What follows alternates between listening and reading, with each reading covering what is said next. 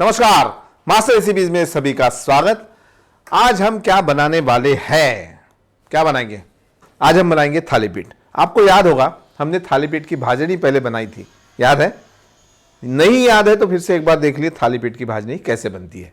इसके लिए हमें चाहिए मूंग की दाल 1 कटोरी, उसके बाद चने की दाल 1 कटोरी, चावल 1 कटोरी, मोठ यानी मटकी ये भी 1 कटोरी और ये गेहूं का आटा। ये जितनी दाल और चावल यहाँ पर है इसको धोकर सूखा कर हमें लेना है।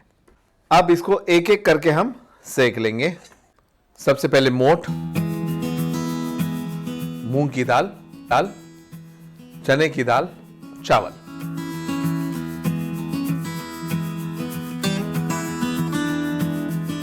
चलिए ये तो अनाज भून गया। अब इसमें डालेंगे धनिया। तकरीबन 1 मुट्ठी में धनिया इसमें डाल देता हूं। चलिए बातें करते करते ये पूरा हमने भून लिया है।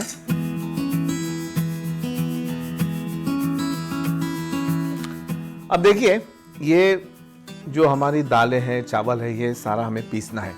पीसते समय एक बात का ध्यान रखिए कि मिक्सर में यदि थोड़ा सा ही आपको आधा किलो बनाना है आटा तो मिक्सर में हम पीस सकते हैं। पीसने के बाद छलनी से छानना है उसको।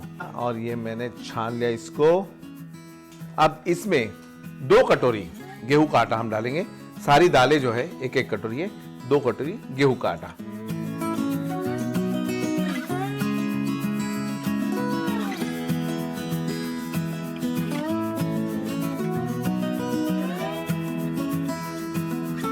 आटा पीसने के बाद ठंडा करने के बाद ही इस डब्बे में हम भर के रखेंगे।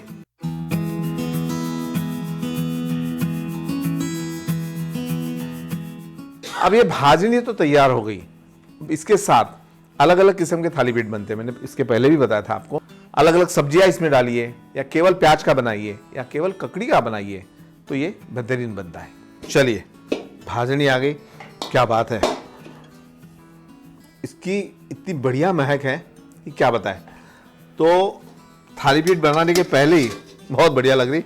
इसको हम दही के साथ बनाएंगे, दही मिलाएंगे इसमें हम। तो ये हो गई भाजनी। अब इसके साथ बारीक कटा हुआ प्याज, आधी कटोरी दही, उसके बाद में बारीक कटी हुई हरी धनिया, नमक, हल्दी, जीरा, मिर्ची पाउडर और हींग हम इसमें डालेंगे। नमक, हल्दी, जीरा। इसमें मैंने साबुत जीरे का इस्तेमाल किया है। अब वो क्यों? क्योंकि जब खाते समय वो दांत के नीचे आता है ना और उसका स्वाद, उसकी महक पूरे मुंह में घूमती है। बहुत मजा आता है साहब, खा के देखिए। मिर्ची पाउडर, हींग, बारीक कटा हुआ धनिया और प्याज। दही इसमें डालेंगे। और यदि किसी को इसमें, जैसे अभी हमने लाल मिर्ची पाउडर डाला, पर यदि किसी को हरी मिर्ची डालना है तो आप डाल सकते हो। पर उसका क्या होता है कि जब हम खाते हैं और खाते खाते अचानक मिर्ची दांत के नीचे आ गई तो रंग का बेरंग होता है, इसलिए आप अपने हिसाब से डालिए। और ये थोड़ा सा तेल। दही इसमें मैंने 1 चम्मच डाला है। दही डालने से एक अलग टेस्ट आता है उसका, पर दही डालते समय एक बात का ध्यान रखिए कि दही कितना डालना है वो आप तय करेंगे। दही आपका कितना खट्टा है, कितना मीठा है, उस हिसाब से। अब ये भिगाते समय एक कोशिश हम करेंगे कि भिगाते समय इसमें हमने प्याज डाली है, दही डाला है, तो उसका जो गीलापन है उसी से जहाँ तक ये भिगाएंगे। यदि थोड़ा सा पानी लगा तो ही इसमें हम पानी का इस्तेमाल करेंगे।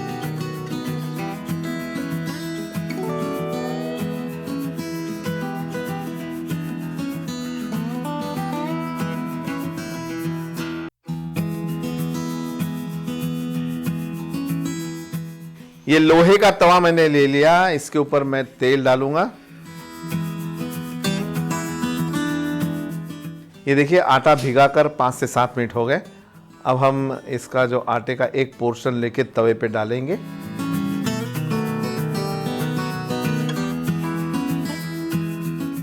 और थोड़ा सा पानी लगा लेंगे हाथ को। होता यूँ कि जब हम इसमें इसको भिगाते हैं थाली पीठ के आटे को, तो 5 से 10 मिनट के बाद वो पानी सोख लेता है आटा और अच्छे से भीगता है।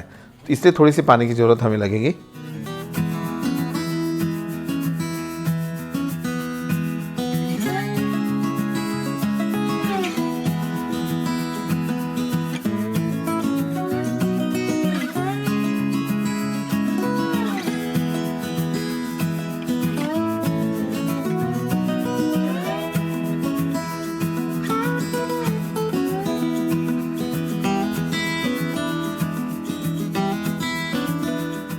बीच बीच में ऐसे छेद बना लेंगे ताकि ये अच्छे से पकेगा और इस छेद में से तेल नीचे जाएगा।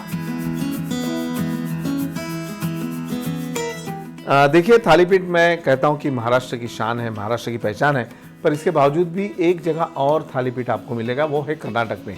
वो कर्नाटक में जो थालीपीठ बनाते हैं उसका तरीका अलग होता, छोटी छोटी कढ़ैया होती और उसी छोटी छोटी कढ़ैया में एक एक थालीपीठ लगाते और एक साथ, जैसे कुछ लोग आए हैं 5-6 कढ़ैया में लगाते और फिर एक एक कढ़ाई बनती है और एक एक कढ़ाई का थालीपीठ जाता है और उसके साथ मक्खन है या घी है, उसका मज़ा अलग है।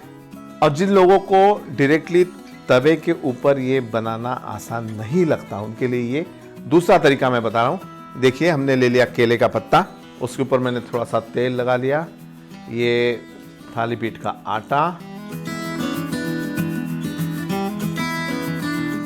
अब ये दूसरा पत्ता टर्न कर लिया।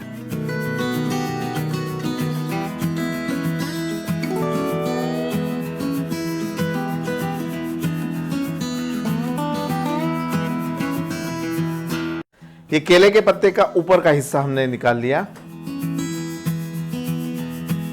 और ये तवे पर अब धीरे से दूसरा पोर्शन भी निकालेंगे।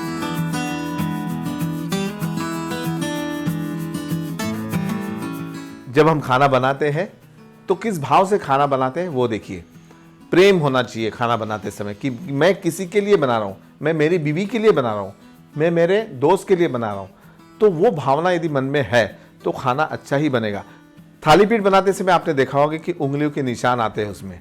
तो हम जब बचपन में थालीपीठ खाते थे तो मम्मी के हाथ की उंगलियां उसमें आती थी, तो माँ की ममता उसमें दिखती थी। और मैं हमेशा, मेरे जो छोटा भाई है मेरा प्रफुल्ल, उसको कहता था कि देखिए मेरे थालीपीठ के ऊपर ये उंगली गहरी है, तो इसलिए मम्मी मेरे ऊपर ज़्यादा प्रेम करती है। तो ऐसी ये छोटे बचपन की बातें हैं।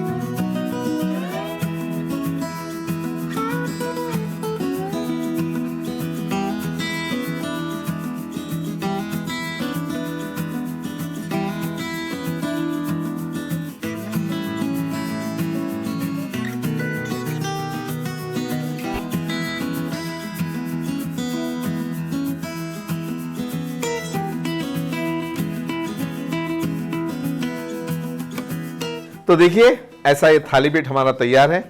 अब जैसे क्रिस्पी बना है, हाँ, थोड़ा ऊपर से जो सुनहरे कलर का बना है, मुझे तो अच्छा लगता है। अब आपको जैसा चाहिए आप बनाइए, थोड़ा सा नरम चाहिए नरम बनाइए। इसके ऊपर ये मक्खन का गोला, उसके साथ में अचार है, मिर्ची का अचार है, नींबू का अचार है, आम का अचार है।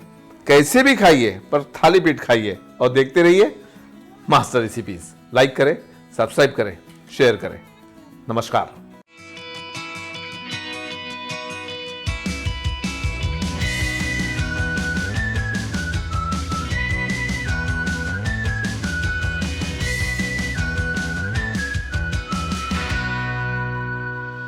What?